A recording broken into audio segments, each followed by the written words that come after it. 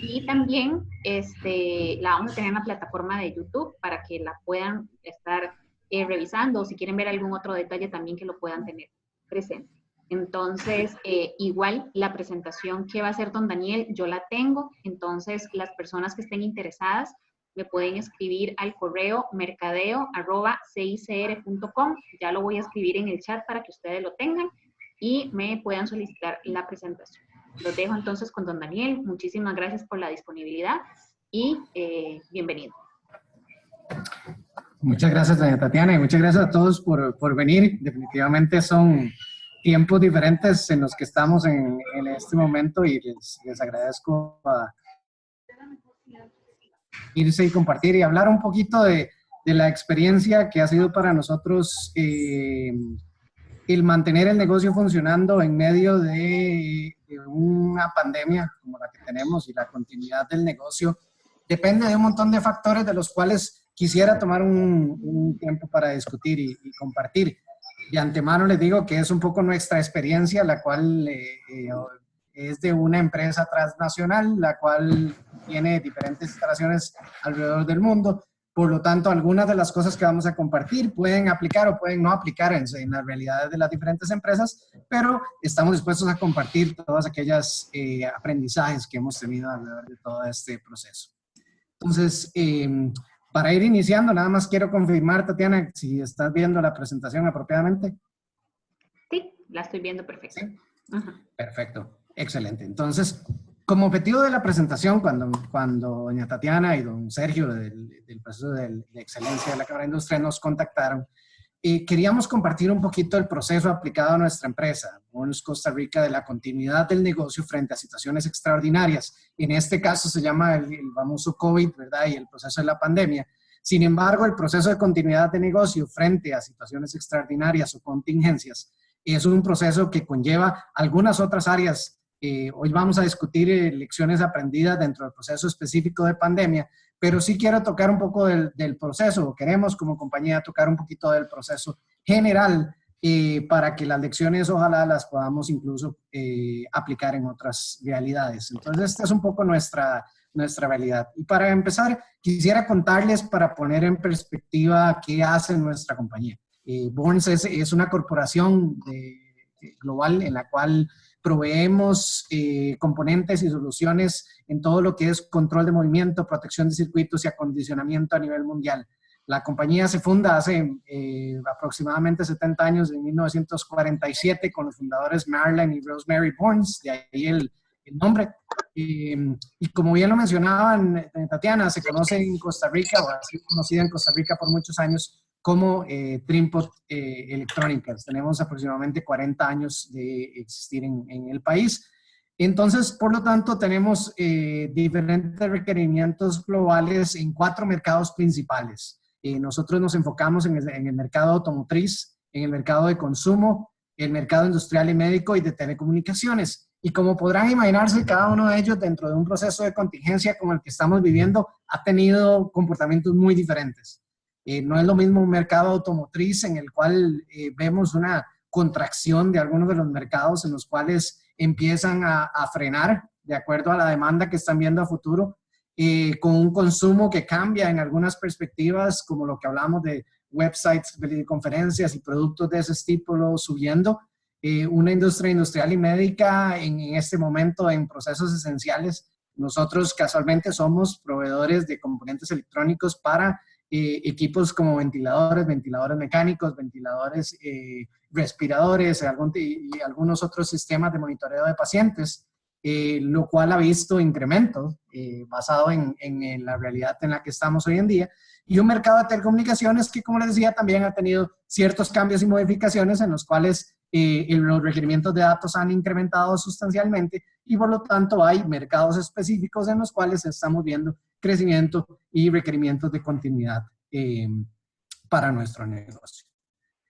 Por lo tanto, siguiendo en eso, nosotros tenemos un centro de manufactura. De nuevo, para ponerlo en perspectiva de lo que estamos hablando, tenemos aproximadamente 15 centros diferentes de manufactura, algunos están en la parte de México, tenemos la planta en Heredia, en Costa Rica, justo a la par de EPA, para los que conocen San Antonio de Belén. Tenemos plantas en Logan, en el Reino Unido, en Hungría, Japón, China y Taiwán. Por lo tanto, nuestro sistema de manufactura, nosotros somos tanto manufacturadores de procesos como cadena de suministros para algunas de estas plantas, por lo cual nosotros tenemos tanto una cadena de suministro entrante como una cadena de suministro en la que nosotros somos los suplidores de algunas de estas plantas, lo cual hace que la situación, especialmente en términos logísticos, se vuelva mucho más interesante y si se quiere un poco más.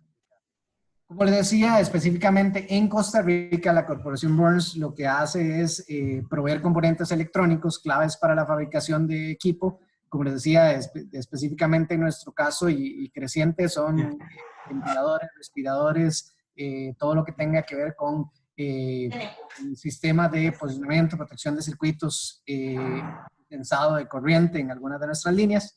Tenemos, como siempre en política empresarial, la creación de lo que se llaman planes de contingencia. Y parte de lo que quiero compartir el día de hoy es un poco cómo funciona el proceso de planes de contingencia y cómo puede esto aplicarse en el conocimiento de las diferentes empresas e industrias que nos acompañan el día de hoy. El grupo que ven ahí es el grupo gerencial extendido que tenemos en nuestra empresa, con más o menos 40 años, como les decía, de historia en el país. Así que cada uno de ellos es el fundamento de nuestra compañía. Somos una empresa muy familiar o basada en conceptos familiares. De hecho, somos una empresa que es de capital privado y que la familia Burns sigue siendo parte del cuerpo ejecutivo de la empresa. Dicho lo anterior, entremos un poquito entonces en cómo es el manejo de la continuidad de negocio en medio de una crisis como una pandemia. Y quizás uno de los conceptos iniciales que quisiera desarrollar es que la pandemia como tal es lo que nosotros conocemos dentro del proceso como una contingencia.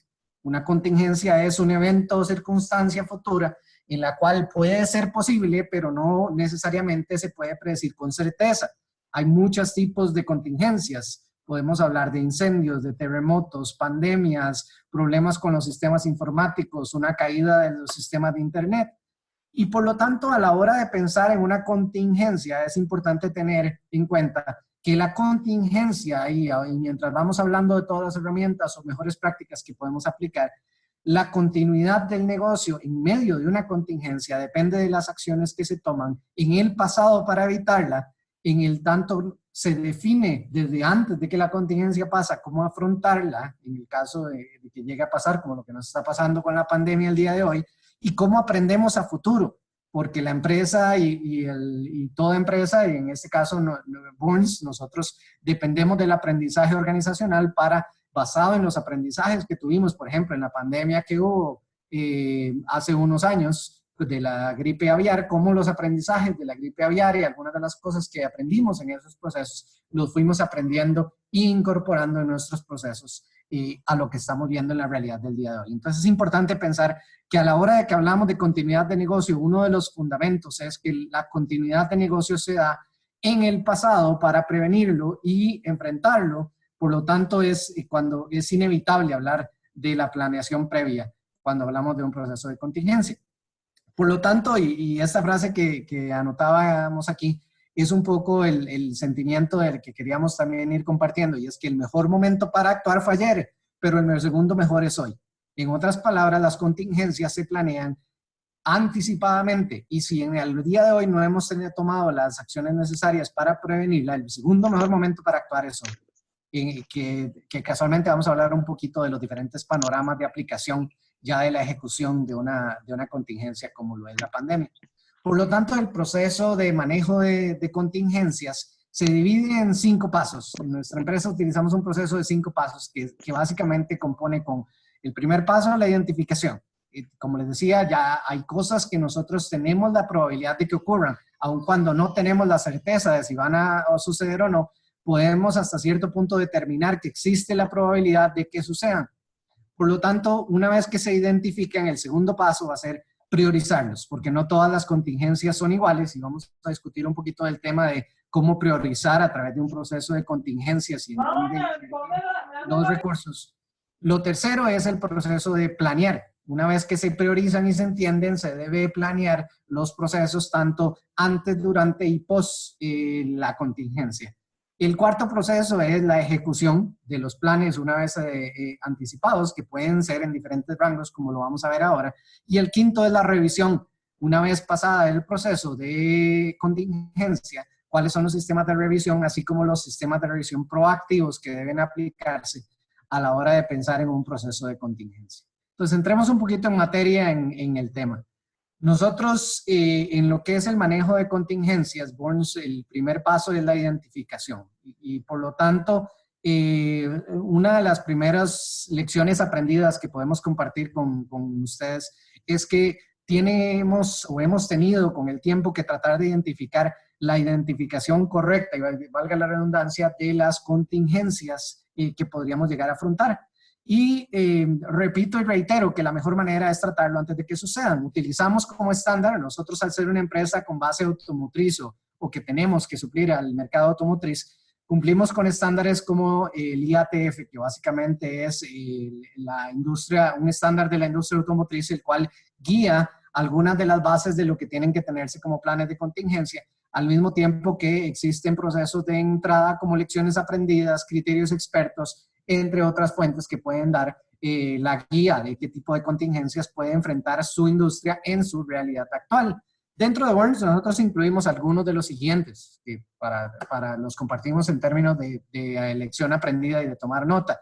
Uno es, tenemos todo lo que es la parte de fuego, que evidentemente es una de las contingencias. Cuando uno piensa en contingencias puede pensar en el fuego y es un ejemplo que uno puede transferir en cómo prevenirlo, cómo detectarlo anticipadamente, qué cosas puedo hacer, desastres naturales, fallos de equipo clave, en nuestro sentido, tanto el proceso de lo que podría llegar a ser una contingencia de paro, también podría llegar a ser una contingencia de producción, como lo son los fallos de equipo clave.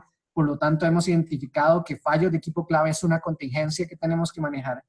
Ataques cibernéticos, muy actual en el día de hoy, en donde sabemos que podríamos ser víctimas de un ataque cibernético y por lo tanto hemos anticipado las acciones a tomar.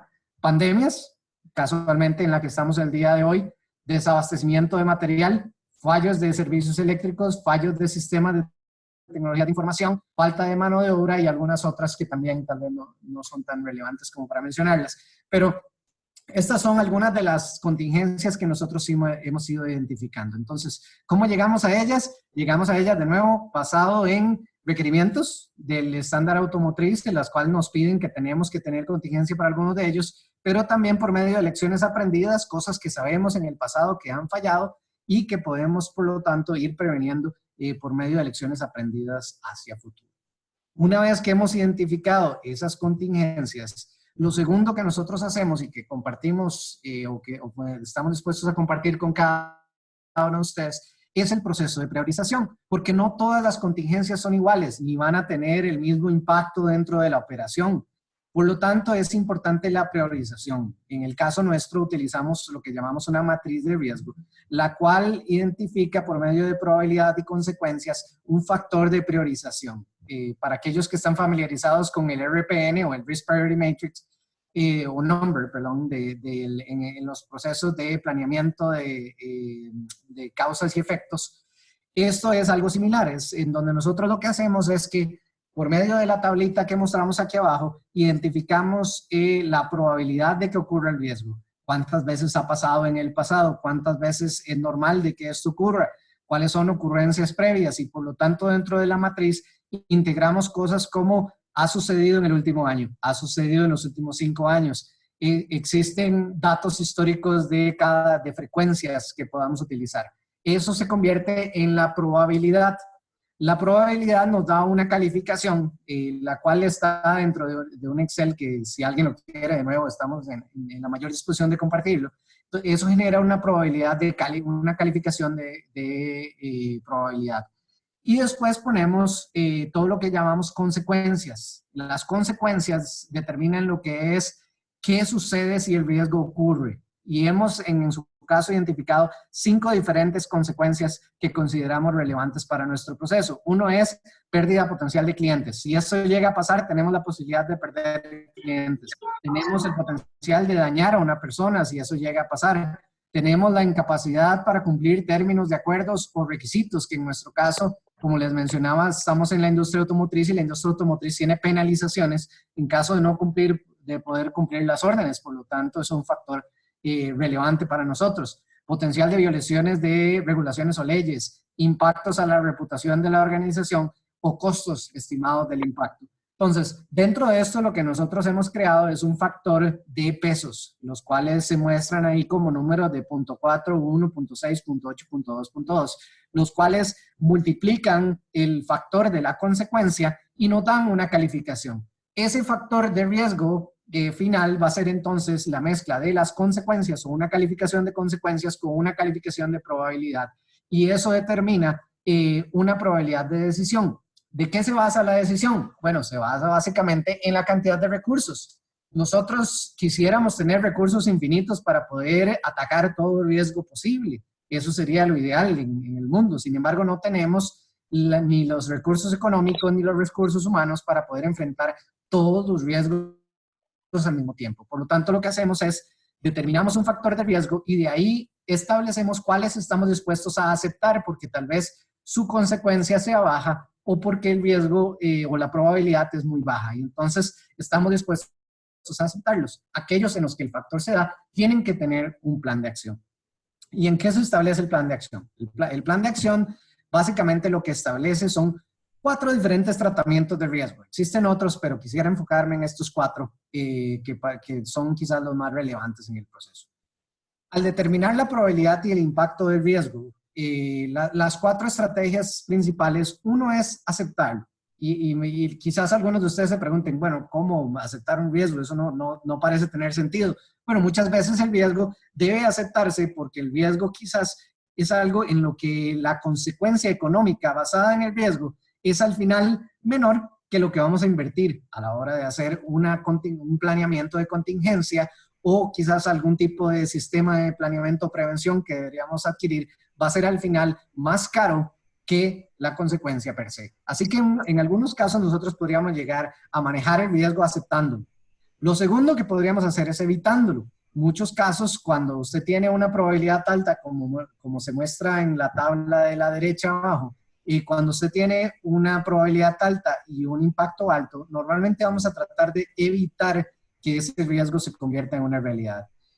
Ahorita les voy a proveer algunos ejemplos en cómo evitar el riesgo, pero el clásico ejemplo es que si yo tengo un riesgo en que, por ejemplo, tengo un suplidor único, el cual podría llegar a sufrir un desabastecimiento de ese suplidor único, necesito, por lo tanto, por ejemplo, tener un suplidor alterno que me permita suplir exactamente la misma calidad, el mismo proceso, exactamente el mismo producto final, y por lo tanto, entonces, logro no solo reducir el riesgo, sino que en dado caso llego a evitar ese riesgo que viene de la contingencia hecha realidad, y por lo tanto, entonces, evito el riesgo. Son estrategias donde también puedo combinar. Puedo también transferir el riesgo, donde el típico proceso de transferencia, por ejemplo, es un seguro, donde determino que el fuego es un potencial riesgo dentro de mi empresa, establezco sistemas de detección de humo como sistemas preventivos para tratar de tener alertas tempranas, de reducir el potencial impacto que tenga futuro, pero tal vez siga habiendo una consecuencia latente y decido transferir el riesgo por medio de una póliza, en donde el riesgo ya no lo asumo como compañía, sino que dada la magnitud, dado el proceso, determino y digo, bueno, voy a transferir este riesgo a una segunda persona, en este caso, por ejemplo, una empresa de seguros.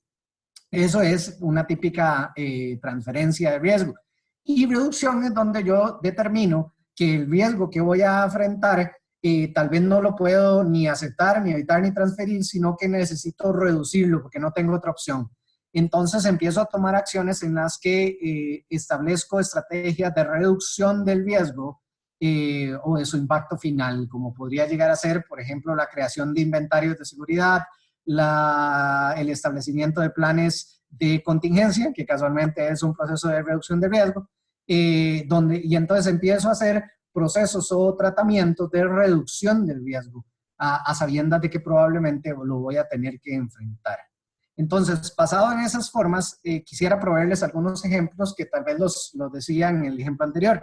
Entonces, dentro de una pandemia como la que estamos enfrentando el día de hoy, nosotros como compañía hemos identificado múltiples riesgos que pueden llegar a ocurrir.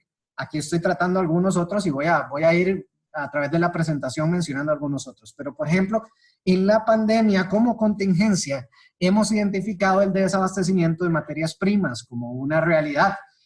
Al día de hoy los suplidores están viviendo una situación igual de complicada o en algunos casos mucho más complicada que la nuestra. Por lo tanto, la identificación y limitación de los suplidores únicos es una estrategia que nosotros hemos ido tomando consistentemente para poder minimizar el riesgo que nosotros enfrentamos. ¿Por qué? Porque a la hora de tener un suplidor único de una materia prima, cuando ese suplidor llega a sufrir el riesgo de la contingencia, o sea, se cierra la planta, por ejemplo, debido a una contaminación en COVID, en el caso actual, lo que va a llegar a pasar es que entonces inmediatamente eso se convierte en un riesgo que se materializa y no podemos, por lo tanto, cumplir nuestras órdenes de producción.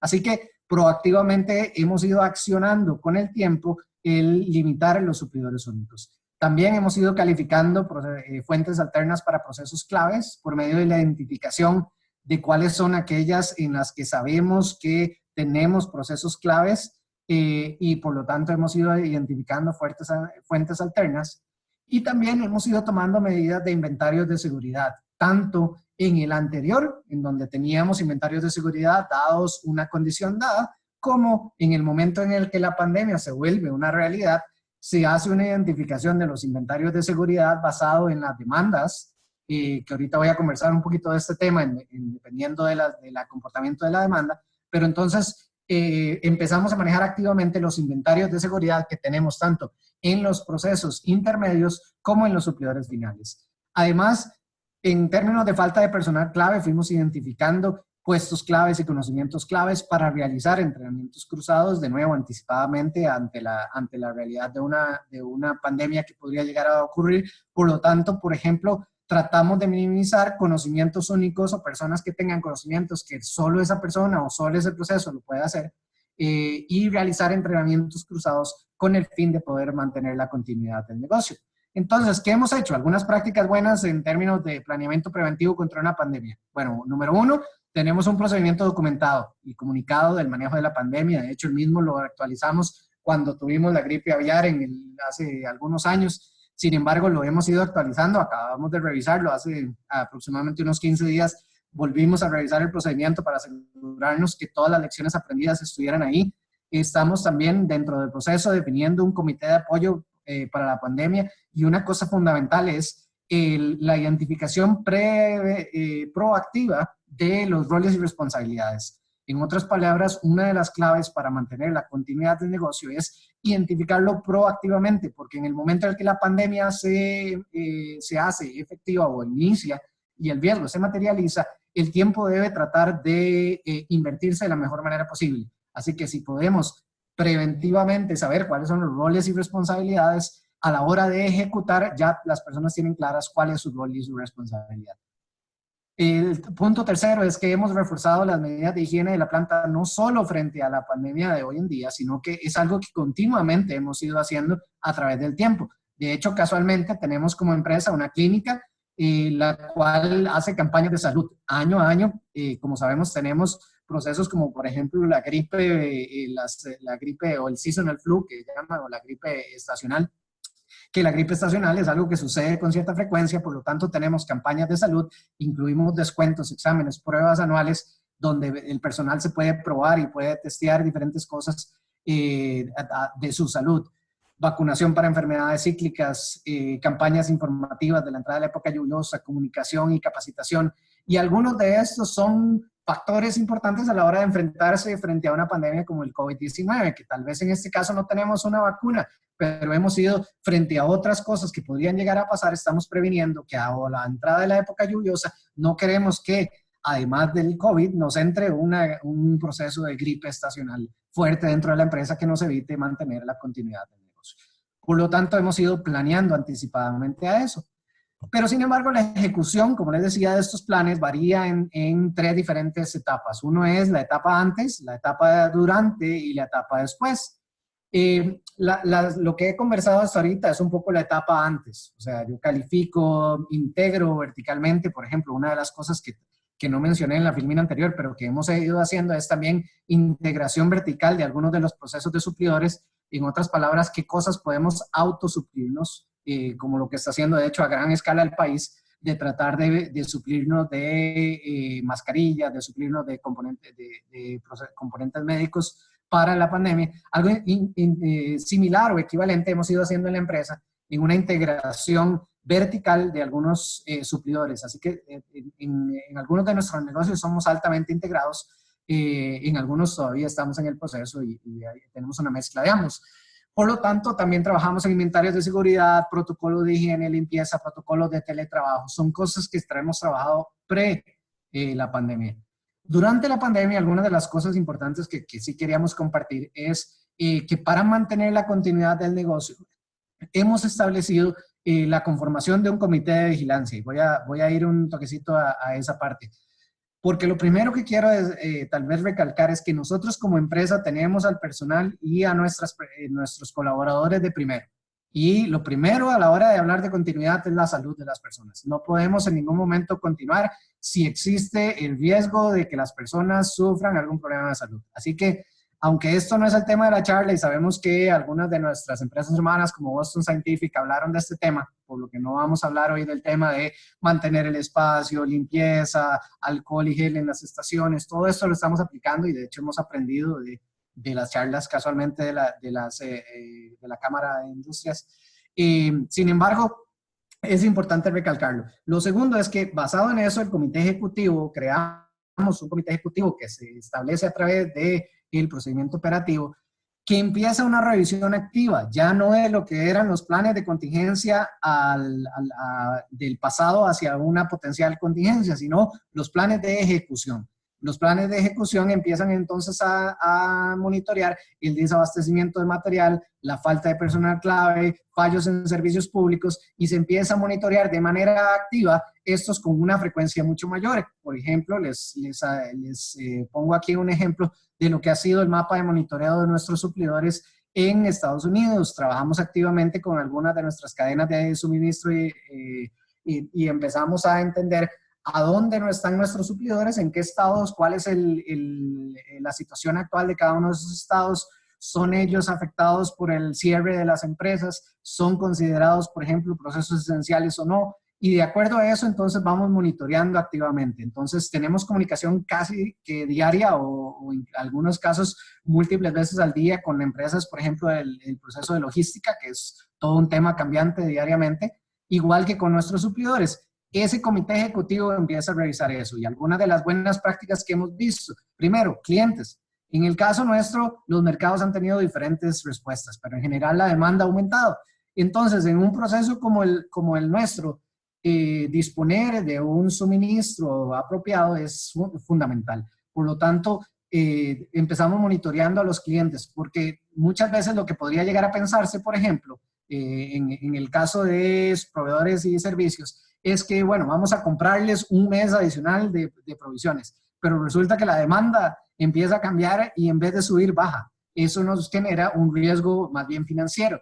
Por lo tanto, una de las mejores prácticas o una de las buenas prácticas que compartimos es que estamos monitoreando constantemente los cambios de la demanda para tratar de anticipar y poder reaccionar de la manera más apropiada posible. Eso nos lleva a la cadena de suministros en productos y servicios provistos externamente, que es conocido también como suplidores, en donde no solo nuestros riesgos tienen que ser monitoreados, sino los riesgos de nuestra cadena de suministros.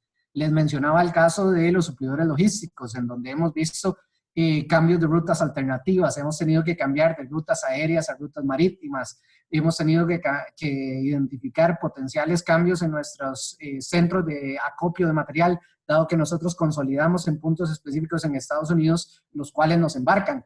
Bueno, ¿qué pasa si ese punto de consolidación en Estados Unidos falla?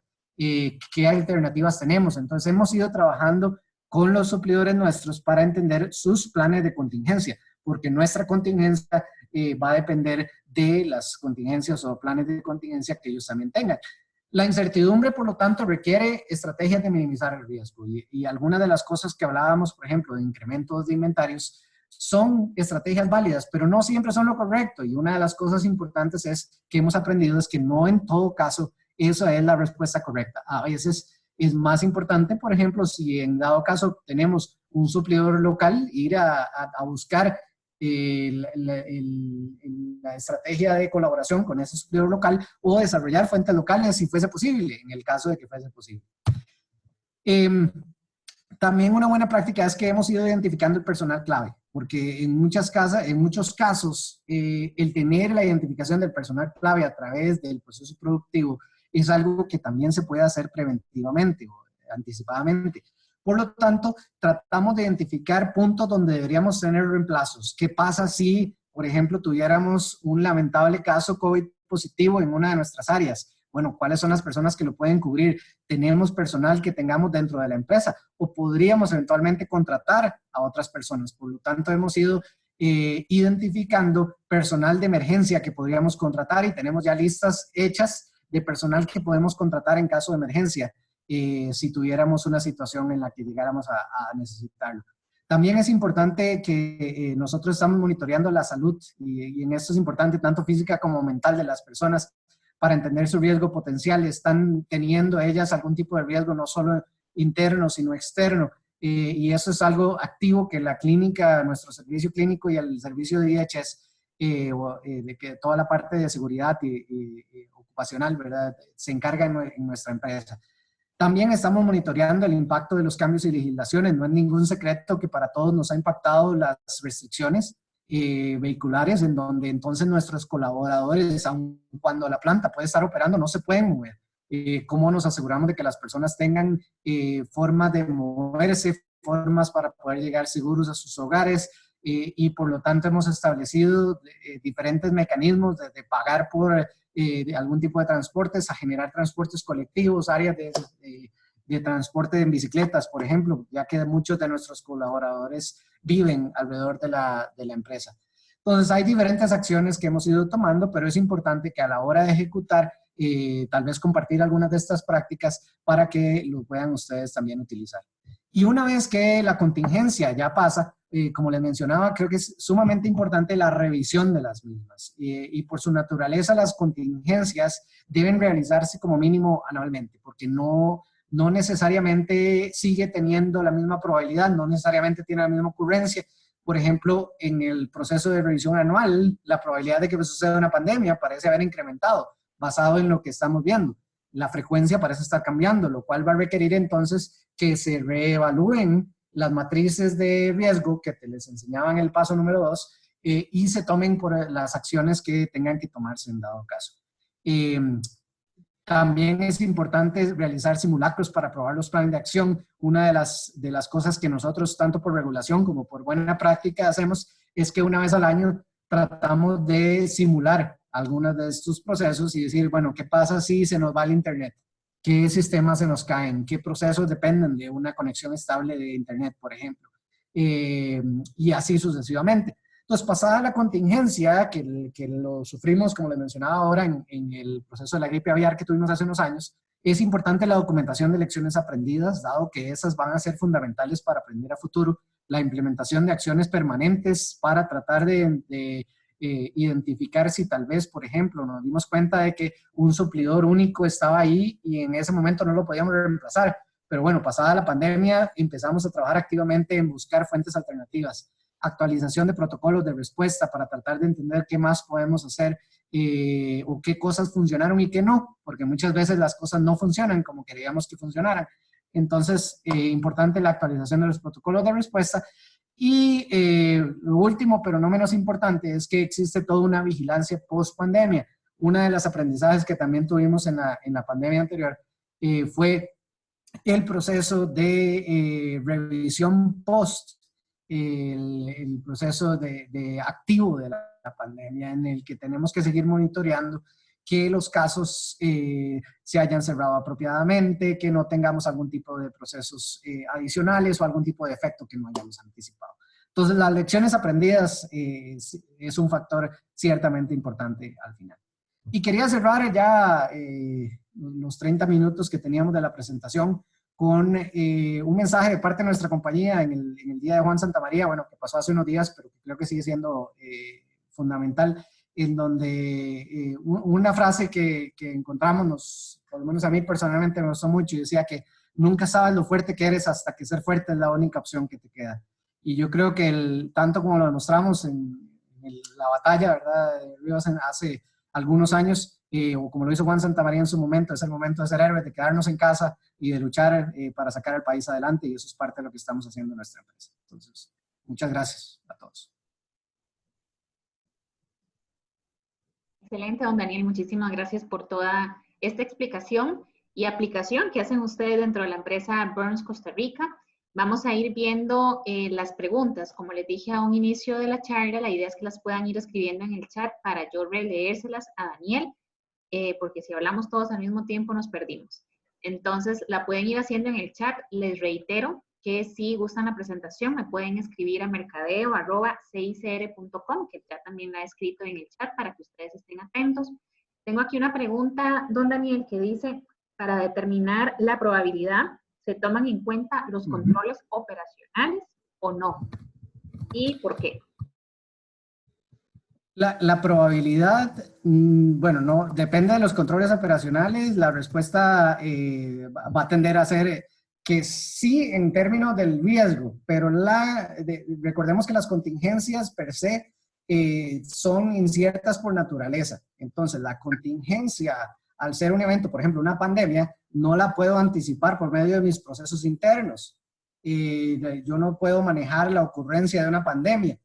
Lo que sí puedo determinar dentro de la probabilidad es si realmente va a tener un impacto, una severidad importante dentro de mi estructura. Entonces, realmente el factor de riesgo se va a ver más afectado por el impacto potencial que va a tener basado en los controles que yo tengo en mi proceso. Pero la probabilidad de una pandemia no la puedo determinar internamente. Ok, por aquí me están consultando el tiempo que se debe dedicar para realizar un plan de contingencia.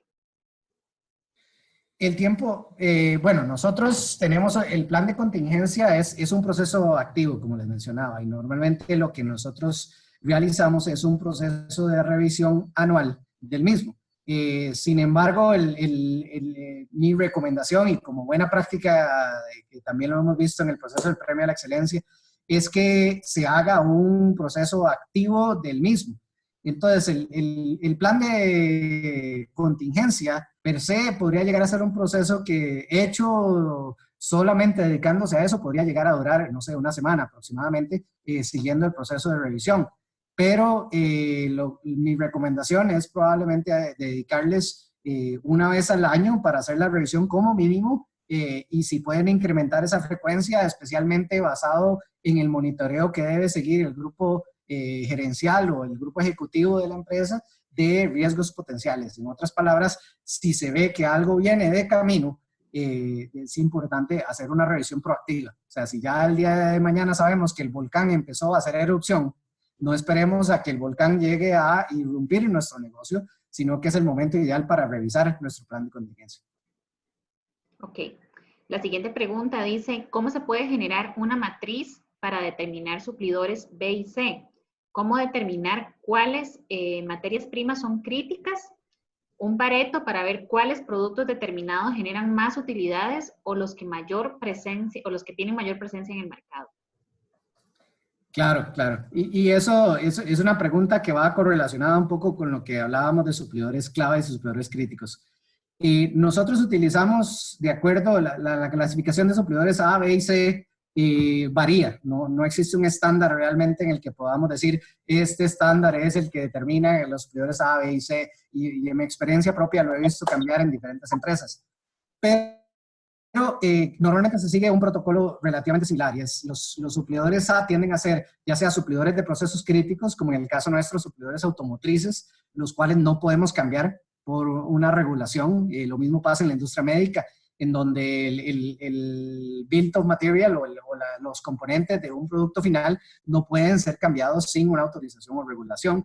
Entonces, esos tienden a ser suplidores clase A, suplidores únicos tienden a ser suplidores clase A, Suplidores B tienden a ser suplidores que son parte del componente final, o sea, son parte de los componentes del producto final, pero tal vez tenemos fuentes alternativas o tenemos algún tipo de solución en caso de que no llegaran a estar.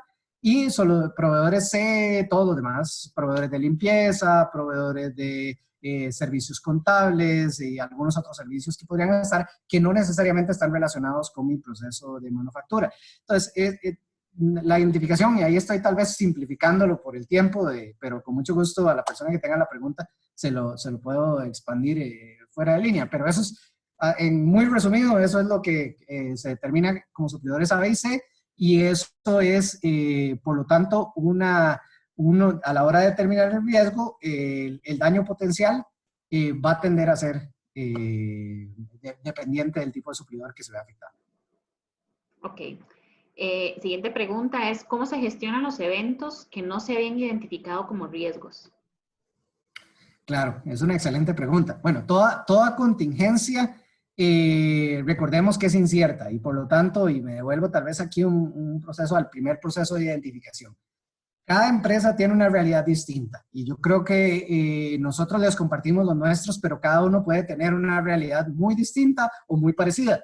Algunas cosas tienden a ser iguales, por ejemplo, fuego, pero sin embargo, si usted no tiene una oficina física de tamaño grande o no depende de eso, como por ejemplo una empresa de servicios, podrían llegar a operar aún en sistemas remotos, como lo que estamos viendo en muchos de los procesos. Entonces, la contingencia debe identificarse por medio de la realidad del negocio sobre el cual se está operando, estándares o regulaciones o reglamentos base, ¿verdad? En muchas empresas existen ya reglamentos o legislaciones que determinan qué tipo de contingencias deben tomarse en cuenta.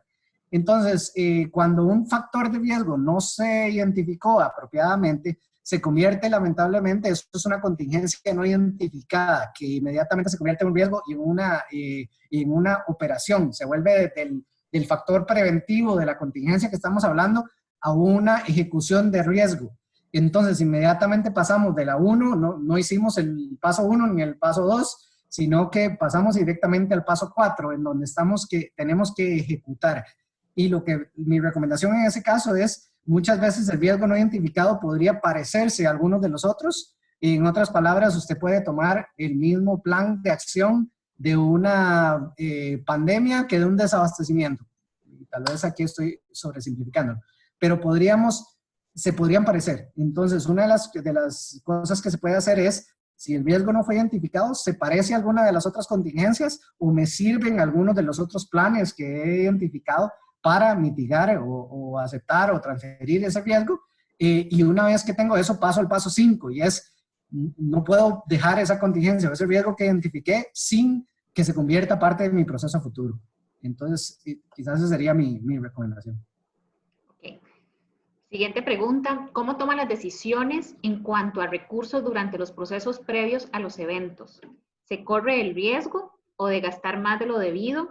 ¿O bien no asignar los recursos necesarios a la potencial contingencia? ¿Alguna lección aprendida?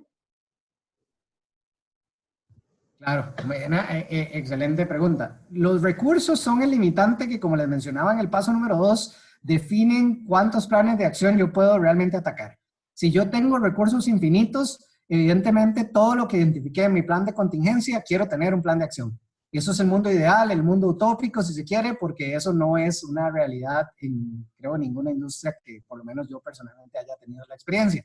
Entonces, los recursos van a ser definidos de acuerdo al riesgo. Y el riesgo depende de la información. Hay una famosa frase en términos informáticos que dice que si la basura entra, basura sale. Entonces, los procesos de identificación de riesgo son tan efectivos como la información que estamos metiendo. De ahí que es importante revisarlo constantemente.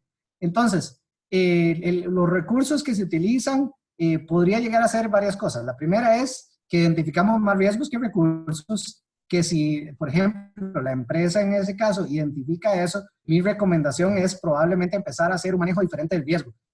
Entonces, si no tengo suficientes recursos, tengo que cambiar mi estrategia de manejo de riesgo. Tengo que aceptar más, tengo que transferir más, tengo que buscar reducir. Típico ejemplo, mira, no tengo recursos para poner, bueno, extintor es un proceso legal, pero no, digamos que no puedo tener detectores de humo en todas las oficinas y en todos los procesos. Entonces, dado que no puedo hacer eso porque no tengo los recursos económicos, y esto es un caso hipotético, ojalá todo el mundo tenga detectores de humo, entonces lo que hago es que transfiero el riesgo y compro una póliza que tenga mayor cobertura. Entonces, si en dado caso los recursos se llegan a hacer, mi consejo sería tal vez analizar si debo cambiar el manejo del riesgo y, por ejemplo, transferir el riesgo a un seguro o transferirlo a otro tipo de fuente o de proceso externo. Gracias, Daniel. Aquí continuamos. ¿Qué recomiendan cuando el gobierno no tiene ningún plan de contingencia, digamos como en este momento concreto de la pandemia, y esto afecta la generación de respuestas de las compañías? Claro, y yo creo que tal vez decir que el gobierno no tiene contingencia sea una aseveración un poco grande. Yo creo que el gobierno per se tiene algunas contingencias más allá de lo que nosotros nos podríamos imaginar. Para darles un ejemplo, existen campañas de vacunación que se las mencionaba dentro de la empresa, pero a nivel país también se aplica. Todos sabemos que tenemos campañas de vacunación, esquemas de vacunación que todos pasamos a través de esos cuando estamos chiquititos, ¿verdad? Y existe información que dice que algunas de esas vacunaciones sirven para prevenir evidentemente la influenza y algunas de las cosas. Entonces, el gobierno tiene algunas contingencias que tal vez nosotros no las escuchamos con esa palabra, pero si ustedes lo piensan por un instante, a nivel país nosotros lo que hemos ido estableciendo eso. Ahora, no soy yo para juzgar y no quiero juzgar, evitar entrar en un ambiente político de si la respuesta ha sido efectiva o no. Creo que los datos lo demuestran y lo han ido demostrando en términos de si la respuesta es efectiva o no. Como industriales, en este caso, nosotros lo que sí tenemos es que trabajar activamente con el gobierno, y yo lo que insto es a que sigamos trabajando por medio de la Cámara de Industrias a qué cosas más pueden ayudarnos desde el punto de vista de contingencias económicas, contingencias desde el punto de vista de recursos, desde el punto de vista de facilidad del crédito, que son algunas de las ejecuciones que están teniendo que hacer el gobierno de manera extraordinaria, y seguir atacándolo en eso, pero prefiero abstenerme de dar un juicio si la respuesta es efectiva o no. Ok. Se separa la gestión de riesgos por temas de continuidad y operación en diferentes niveles organizacionales. Sí, claro, no es lo mismo, digamos, el proceso de gestión de la contingencia va a ser diferente de acuerdo a los diferentes niveles organizacionales, y eso depende de la identificación de los puestos claves. Y con esto no quiero decir que, por ejemplo, el plan de la gerencia es más importante que el puesto de un operario o de un colaborador. Al contrario, puede ser que el colaborador sea muchísimo más crítico que el proceso de contingencia de una persona administrativa. La persona administrativa podría llegar a tener opciones de teletrabajo, podría tener opciones de algún tipo de otros manejos de una situación en la que no pueda estar en la oficina, pero con un operario, por ejemplo, no. Entonces, efectivamente, los planes van a depender de acuerdo del puesto y la criticidad del mismo. Ok. Siguiente pregunta, dice, el plan de vigilancia post-epidemia, ¿cuánto tiempo recomiendan realizar o aplicar este plan de vigilancia? Depende del tipo de pandemia y depende de la realidad de lo que se esté haciendo. Normalmente nosotros en el proceso post-pandémico, y no sé si tenemos a don Juan Carlos por aquí, creo que sí, a Juan Carlos es el encargado de esa parte en nuestra empresa. Pero en la experiencia probablemente estamos hablando de 0 a 6 meses, dependiendo de la gravedad del evento que estemos experimentando. Ok, aquí hay una aclaración porque dice que seguro no se entendió bien la pregunta sobre la probabilidad. Digamos, la idea era saber si cuando calcula la probabilidad de un riesgo se toma en cuenta las acciones actuales para reducirlo, o es mejor pensar en la probabilidad pura, como si no se hubiera hecho algo antes. Ok. La probabilidad y la estadística tienen una incertidumbre asociada, y creo que dentro de esa probabilidad, digamos, si por ejemplo se han tomado acciones en las cuales la probabilidad, de nuevo, por ejemplo, voy a irme a un caso más específico de algo que sí es un poco más manejable, fallos de sistemas de tecnología de información. Si yo en mi caso he tomado acciones para minimizar los fallos en sistemas de tecnología de información, por ejemplo, teniendo sistemas redundantes de Internet, en los cuales yo puedo bajar la probabilidad porque tomé una acción y por lo tanto ya la probabilidad de que esa contingencia llamada caída del sistema de Internet se redujo, pues entonces sí, la probabilidad tiene que cambiar. Pero existen eventos en los que el manejo de la probabilidad va a ser dada por la contingencia per se, como en el caso de la pandemia. La probabilidad de ocurrencia de una pandemia no depende de las acciones internas, lo que va a depender es la qué tan grave se vuelven en mi sistema. Entonces, no es una respuesta blanco y negro, lamentablemente, ¿verdad? Porque, como les digo, en estadística todo depende de ciertos factores, pero si la probabilidad es controlable, como en el caso de un desabastecimiento, en el caso de un fallo de tecnología de información o cosas de ese estilo, y se han tomado acciones o procesos internos, pues sí, la probabilidad podría llegar a disminuirse, efectivamente. Tengo dentro de las últimas preguntas, si se mide la eficacia del proceso de gestión de riesgo. Si es así, ¿cómo lo hacen? La eficacia y la eficiencia del proceso de gestión de riesgo la evaluamos por medio del el testing, perdón, el proceso de evaluación anual. En el proceso de evaluación anual nosotros nos identificamos que también está el plan de contingencia y tal vez eso es una medida, si se quiere, un poco indirecta de la efectividad. Pero la forma más directa de hacerlo es a la hora de hacer una ejecución como esta, en el proceso de lecciones aprendidas, tratar de identificar cuántos de los planes identificados se fueron efectivamente ejecutando y cuáles de ellos fueron efectivos para poder reducir el riesgo que estábamos experimentando.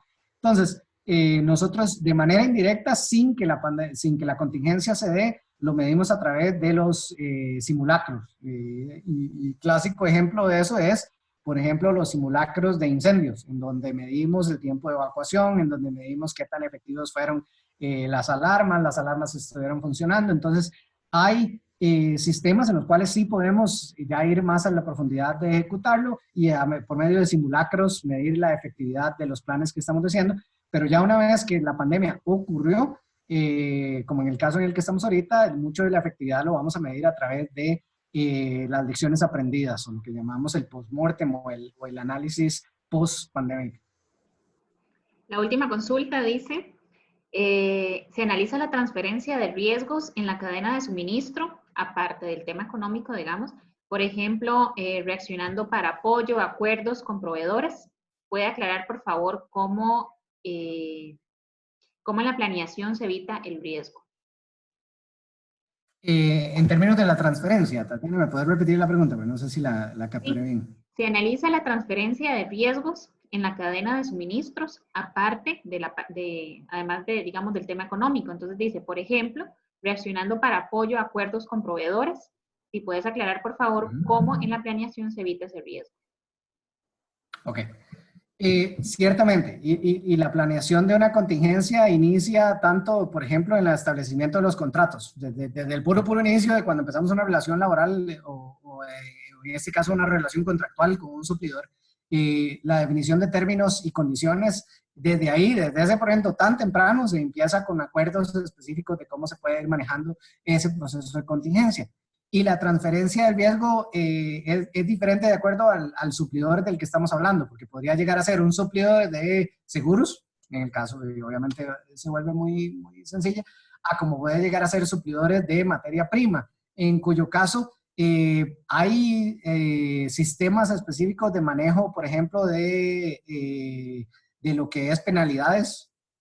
Para darles un ejemplo, en el que usted podría llegar contractualmente a transferir riesgos financieros a los diferentes procesos de la cadena de suministro. Por ejemplo, si la entrega no se da a tiempo, existen X, Y, Z características en las cuales vamos a ser compensados de acuerdo a ese riesgo y puedo, por lo tanto, pagar o mitigar ese riesgo que ocurrió. Si yo tengo un desabastecimiento, por ejemplo, para dar un ejemplo de una continuidad o un desabastecimiento, si esa contingencia en cuyo riesgo de desabastecimiento se vuelve efectivo, yo podría llegar a tener una transferencia por medio de un sistema contractual ante mi suplidor y decir, bueno, si llego a sufrir un desabastecimiento, puedo transferir el riesgo a usted por medio de de términos contractuales. Y sí lo tenemos, especialmente en el área de automotriz, eso es algo relativamente común, en el que se transfiere el riesgo de especialmente penalidades financieras.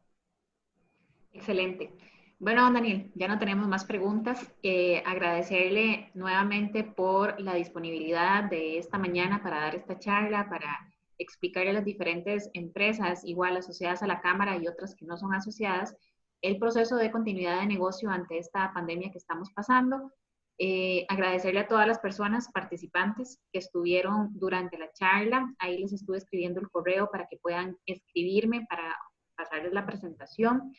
Invitarlos a participar el próximo jueves, que tenemos otra charla virtual que en este caso son buenas prácticas en teletrabajo, principalmente para atender esta crisis igual. Este sería el caso de Intel. Ellos tienen muchos años de estar realizando teletrabajo y muchos de nosotros es la primera vez que lo hacemos. Entonces ellos tienen varias buenas prácticas para aplicar. Entonces invitados el jueves igual a las 11 de la mañana. Don Daniel, muchísimas gracias. No, muchas gracias a todos y de nuevo de parte de Burns agradecerles el haber atendido el día de hoy y estamos en la mayor disposición de ayudarles y que todos juntos enfrentemos esta situación. Así que muchas gracias a quedarnos en casa y tratar de seguir adelante como país. Muchas gracias. Gracias. Todavía quedan, como yo siento que unas semanitas más de estar haciendo teletrabajo o por lo menos aportar y quedarse en casa, como dice Daniel. Así es. Muchísimas gracias a todos entonces y que tengan una muy buena tarde. Muchas gracias. Hasta luego.